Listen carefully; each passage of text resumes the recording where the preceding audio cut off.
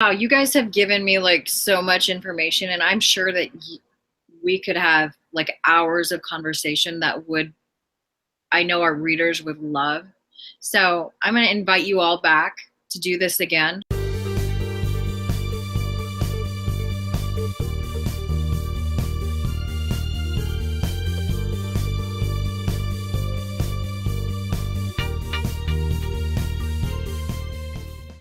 Welcome to a special edition of Indie Insight Beyond Indie Insight. Today I have three very special guests. My first and original Indie Insight guest, and also my favorite guest. Today I'd like you to welcome Christie Stratos, Julie Northup, and Mari Collier. Thank you, ladies, for joining me. Thank you so much. Thank you for having us. It's always nice to meet you guys. And I know it's been a year. I think it was like less than a year since we last talked. I will get the actual date on that when I say this the next time. But what has changed in everyone's world? I mean, I know we have a lot of same, but a lot of different. I know when we left, people were making some new transitions and people were writing some new books. So let's just check in and see where we're at. Do we want to start with Christie right now? Because she's on my left. Sure. Yeah. So I think the last time we talked, I had just recently left my full-time corporate job to be an editor full-time. So I have my own business, and it's called Proof Positive. So I think I was just doing that, or I had just recently done it. And I was finding that I didn't really have as much time to write as I thought. It's very different, like what you imagine how it's going to be when you leave your corporate job and you do like freelancing full time. But the schedule is really different. The amount of work you can fit in is very different. All of it is not what you expect. And like I sort of expected to expect the unexpected. Does that make any sense? But at the same time, you have to get adjusted for sure. I mean, it's over a year later now, and I really, really like it. So I did want to like sort of wait on my judgment call of whether I loved it or not until I'd done it for a while, and I do really like it. So editing is obviously a more you do it by yourself, just like writing. It's a lonely. They always say a lonely type of thing, but I actually like that. So it's kind of perfect for me. And I'm really enjoying it. And nowadays I am specifically making the time to write, and I'm working on book 3 of the Dark Victoriana collection. So I'm about a fifth of the way through, or maybe a little bit more. And, now I know that I can't just wait for the time, to come that I'm going to be writing, which I already knew that. But again, like with the freelance stuff, I really pictured it differently. I pictured building that time in every day. It's harder than it seems. So now, a year later, I am able to do that and be sort of more careful of my time. So I've been really enjoying it. It's been really great. Let's talk to Julie now. So we started Norm's Triad Publications in October of 2017, and it definitely was a bit more of a build-up than what we had anticipated, because we revamped like everything. We, took each book and edited them and recovered and rebranded, and we learned a lot, and that was fantastic. And so, but I'm kind of with you, Christie, that I still kind of struggle with finding my balance in the day and trying to make sure that I have time to write. I mean, that's the biggest thing, because I'm a writer first and foremost, and still, and trying to find your leisure reading time as well. That's very different too. So that's where I am now, is trying to still work on that balance and trying to find how to schedule time to write, schedule time to, take care of the company stuff, try to take care of like family stuff, me time, So it's been almost about a year and a half since we started the company, but a year later since we last visited each other, I would have to say that I feel like we have grown a lot. We've learned a lot. I feel like we've really helped to get our presence out there, but there's still so much to learn and so much growth to have, be had. And marketing is always something that is changing and growing. And I think that's one of the most challenging parts of it too. Like I love to edit. I love the format. I love the collaboration. Like, I would have it no other way.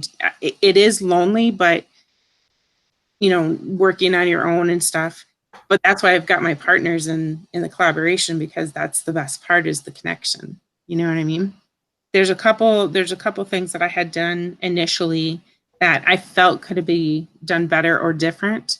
And so I've been focusing on, when it comes to my work, focusing on that and focusing on trying to take the growth I've had as a writer and an editor and put it into my products, because the series themselves weren't complete. And so by going in and, going from the beginning and revamping them and rebranding them, it's giving a chance for me not only to revisit the stories and the characters, but to be able to finish the series with a much higher quality than what I had as a novice writer. So that also is what I've been working on. So I'm working on finishing the Snoqualmie Valley Sasquatch series. I am in the process of revamping the Fears of Dakota series. And I'm actually I had a short story that I did called Emergence, and I'm going to expand that into a series as well, because it just has so much to it that I just feel like, it would be a missed opportunity not to kind of go and explore and pull them stories out of there, because, and I feel like that's like a multi-genre series. So it'll be very interesting to see how that one plays out, because it's very different from anything else I've worked on. Mary, what have you been up to? Okay, well, I don't know if this is kosher or not, but I did publish Marika. So I thought that was going to be my last one, because let's face it, I'm in my 80th decade. And I'm like, Julie, finding the reading time now is really difficult, and I love to read. However, I seem to be about 3/4 of the way through the next one for the Maca Chronicles, and that rocking and rolling that we experienced from the earthquake yesterday started the germ of another short story. There's something seriously wrong with my mind, and unlike Julie, I hate formatting, so I'm very happy that my publisher does this for me. I really, truly am. I'm not fond of editing, but it's a necessity, so that I do and redo. And I still have my family with me, so it's a full house here. And my daughter keeps saying, well, Mom, there's someone there to pick you up when you fall, which is true. So my one grandson is a really big guy. He picks me up very well. That, and I still do sitting at the museum, and I'm still their curator for the archiving, which I think is ridiculous, because they really need a younger person. They need someone with more museum experience in restoration, archiving, and all that type of thing. However, no one's volunteered because it's rather a boring job. So I'm stuck for a while. It's an interesting life, I guess. I forgot to slow down. Well, we don't want you to slow down at all. But so I'm going to ask a question, because when we were you were all talking there, it made me think about book series, and each of us have a series or a collection. And it depends on your definition of either what you consider a series versus a collection. And when you're writing your first novel, you had something in mind, and then you get to your next 2, 3, 4, all of a sudden you realize your muses were liars.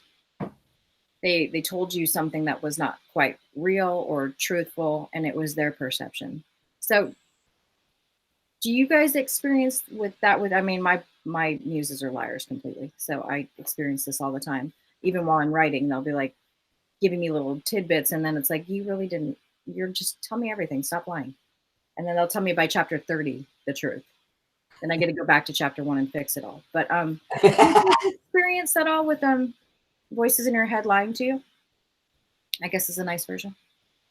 Well, there's certain things that you write down, and then the character tells you something, and you realize you have to go back to the beginning to make it jive with what has this character says has happened. So it's just one of those things. That's why when, I start out a novel and I sometimes go back to the beginning 2 or 3 times before I actually write the ending.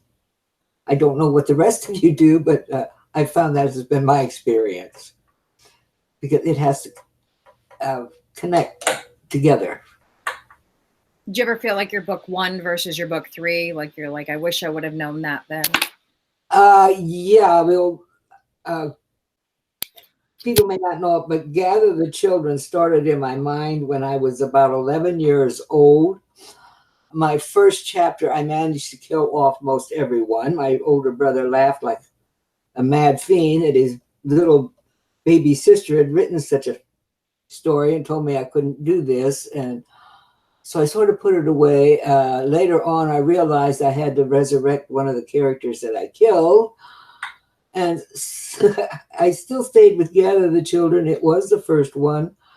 And then I realized it was going to be too long, so I cut about a third of it out of it, which became the next novel of Before We Leave.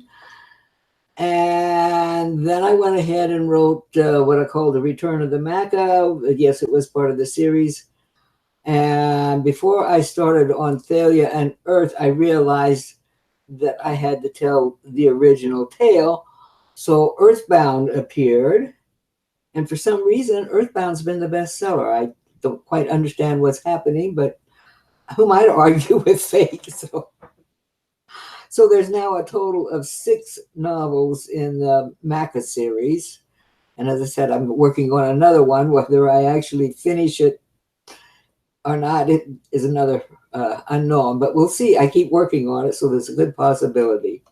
There's a difference, to answer your question too. I think there's a difference too when you go into a project and you know that it's going to be a series, because there's quite a few books that I started out with that were meant to be a standalone, and then they grew from there.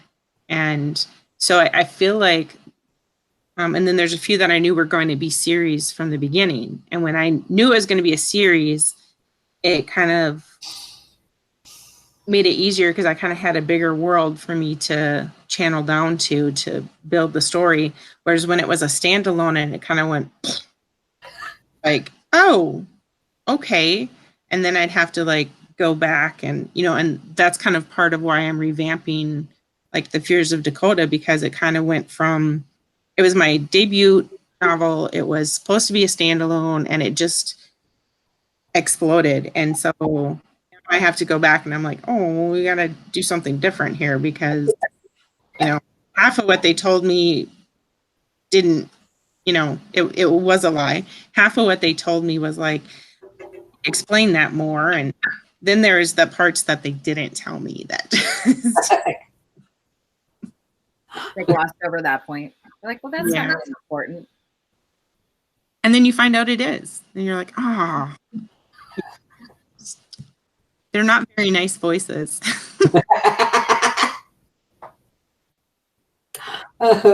Shameful. Yeah, no, I have similar kind of thing. I write by, I'm a pantser. I have tried plotting. I just can't do it. At least yet, maybe someday. But I just can't do it. So, I have a lot of things that they come to me, I write them down. I don't know that they're really going to work together, but I just keep all my notes together. And you never know when some of those notes, even if you don't use them in the current book, they'll work out in another book or something like that. So I never delete anything, even if I wrote something that just doesn't fit.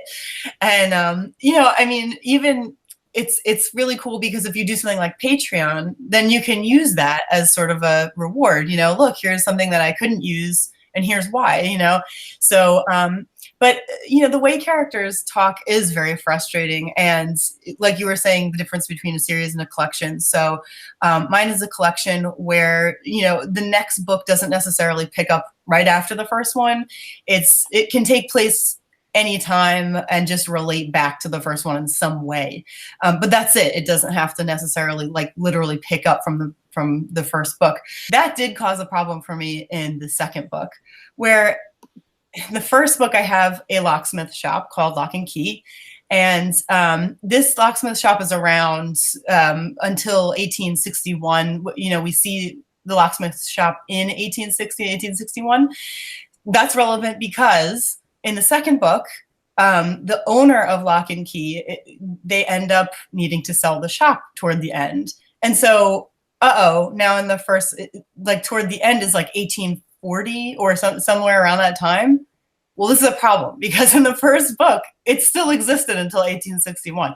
So that was a major issue for me that I had to then work out, and it was tough. But, you know, I at first I didn't know how to handle it, but then I did figure it out, and I was able to do something with, you know, the locksmith owner selling the shop and the name with it, so that I kind of covered my tracks there, you know, and there wasn't a problem.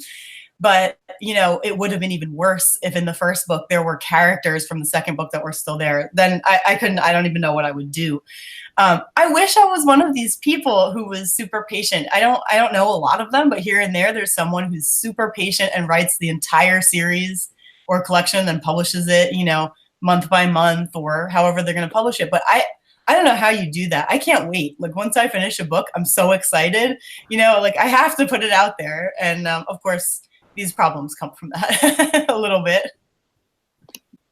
And that's probably because we have the ability to do that now. Yes, that's totally right. Yeah. Yeah. For a publisher, if I were to say it's going to be a series, they'd want an outline or, you know, a synopsis, something to show what else will happen in the series. But it's just me and I don't ask me for that. So I just go by the seat of my pants, and it's it's difficult sometimes. It is weird how that works out. Yeah. Sometimes I regret like writing things in my Chasing Caitlin book, because now I'm working on book 3 in that collection, and it's her mother's story. And I'm like, well, why did I write that? Because now I have to figure out how to get from A to B. And I was like, well, now I can't do that. But for some reason, I feel like it's a big puzzle we play when we're doing that, and they sometimes just fit into the right place. And I think they make it even a better storyline. Yeah. The things were maybe mistakes that are not. Yeah, I totally agree with that, because it's really weird how you write these things that end up playing into the next book or something along those lines that you just didn't foresee at all. But your creative subconscious did see it, obviously, and it put it in front of you, you know, made it happen. And that's really cool. And I can totally relate to when Julie was saying this was supposed to be a standalone, and, you know, then more books ended up coming up and stuff. That's what's happening with my third book. This book wasn't supposed to be. It just came out of writing the second book. So you never know. It's funny how that works out. I know for me, I said, I'm not writing anymore in this collection at all. And Julie's like, uh-huh. And I'm like, no, I'm done. And then my sister said, well, what happened to this character? I'm like, well, it's over, the end. And then that made me have a dream that indicated that it was not.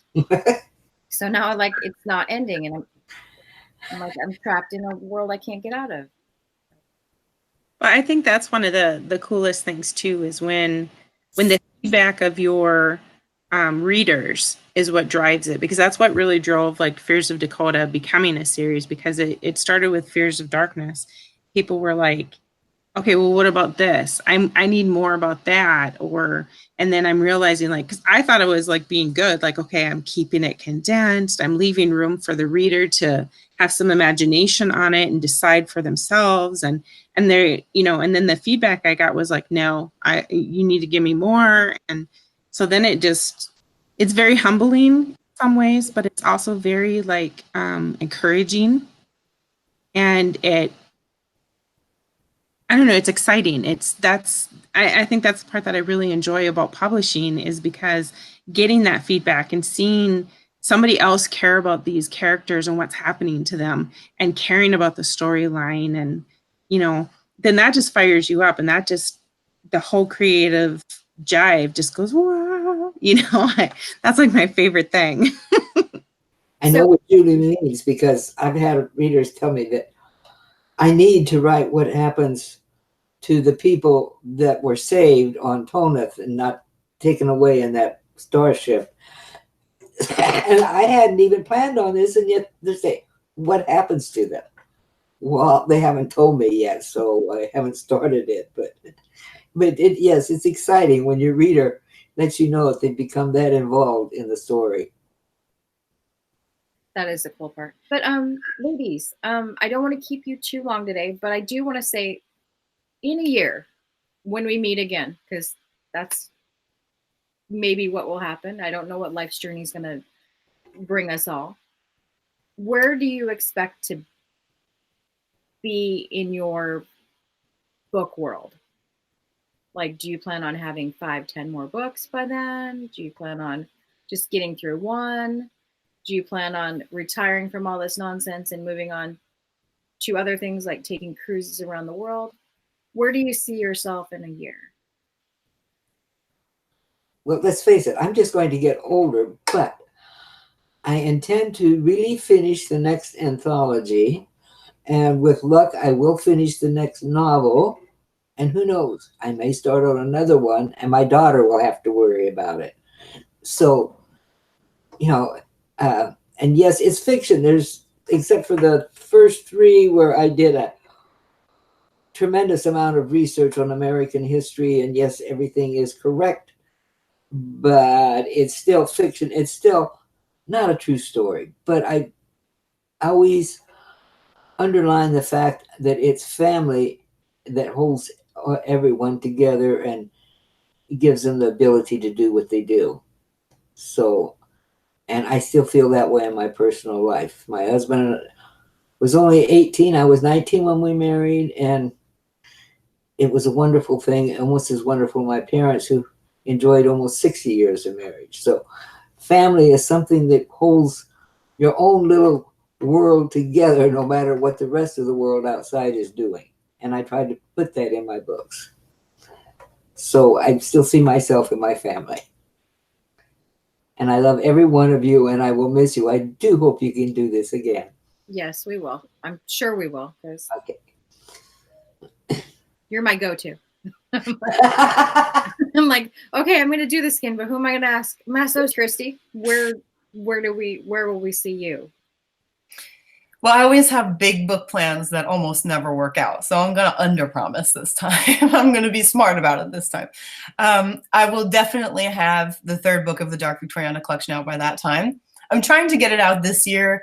Again, I'm not going to, I don't ever rush this stuff because, it takes a ton of research, and, the psychology is the whole point of it. So everything has to be dead on. So that does take time, but it will be out by the next time we talk. And there's many more books to come there. So I will just be continuing on with the next one. This 3rd one was not originally intended to happen. So maybe there will be even more that add themselves to this collection. I have no idea. I may have some short stories that I put out. I've written a couple of horror ones. I'm trying to put an anthology together. I like doing different things, really varying it up and challenging myself. And I have another short story that I'd like to put out. These should be easy, but it's just that they all take a lot of time. And it's, things like formatting and rereading and rereading and rereading again. And that, how it is, Julie, that editor sense just never quits. So I'm hoping to have the 3rd book in the Dark Victoriana collection. I'll count. A short story and maybe an anthology. Let's do that. I think that's doable. We're going to hold you to it. Oh, no. I feel like, remember what you promised. We're going to put it on Post-it note every day. We got it on video now, Christie. I know. Oh, great. You can't deny it. It happened. These are goals. Goals change all the time. Yeah, that's true. Each and every day, it will never go the way I plan it. Ever. Ever, ever, ever, ever. I am not in control of my destiny. Somebody else is weaving mine. I think for myself, my biggest goals are to finish getting the Sasquatch series up, finish getting Fears of Dakota done and up, and I want to get Siren Cove up. She will get Siren Cove up.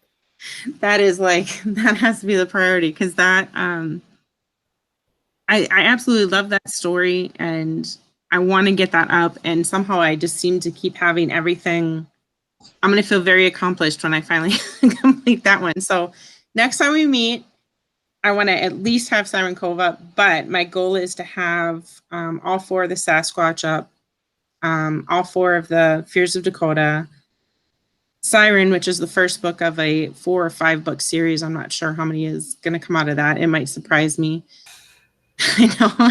And there's this whole like other, little collection of like kids books that I have in my head that it's been there for like 5 years. And I'm like, ah, I just not enough hours in a day.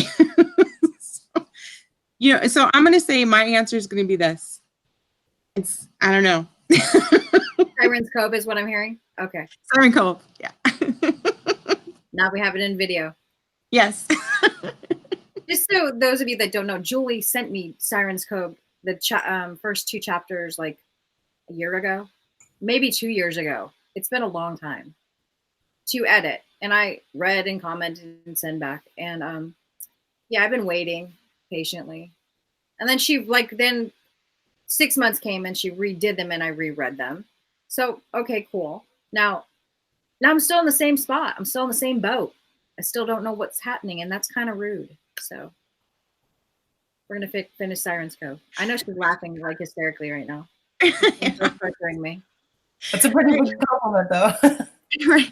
It is. It's a huge compliment, but and it's terrible because it's like, it is like 85% done right now, but you just want it to be, I want it to be as complete and quality as I can. And of course, every time I go through it, they're speaking to me more and I'm expanding it and it just takes on its own life. But then, you guys know how it goes. You have the editing stuff going on. You have somebody has surgery, somebody gets sick, somebody's visiting, you have to go visit. Life just takes over sometimes. And sometimes I get really frustrated because I just want to live in my little book worlds. I don't I don't want to go to the grocery store. I'm not going to make any promises because my promises are always lies. So I'm going to just say that I will probably have book 3, Hiding Hannah, done. And good God, I have to have Meg's Winter done. I feel so bad. That book has been shoved to the back burner for too long. So that's my goal. Now I said it. Unless I edit that out. No, you're not allowed to edit that out. I have no commitment. As always, it's a delight to talk to these ladies. Thank you again for watching us, and tune in next time when hopefully all of our goals have been reached. And remember, it's always a great time to go indie now. I mean, work smarter, not harder. Yeah, well, that's right. That's true. Or in my case, just give it to Julie. She'll take care of it. Just kidding. Because I'm anal retentive and I'm just kidding. I'm disabled, so I don't have an outside job. I'll just have a thought, and all of a sudden she's chasing it down the street. I'm like, why did I say it out loud? She tells me all the time, this is why I can't talk to you. I just said I liked green. That's all I said. I'm like, which color green? There's like 20 swatches here. What? No. And here's the history of green. I'm like, oh God Almighty! Like I was recently researching birth control in the 1960s. I just needed to know if there was such thing as clinics. I just wanted very little. Like 70 links later and 70 later, I'm like, okay, I think we're good. Got it. Thanks. So true. I know.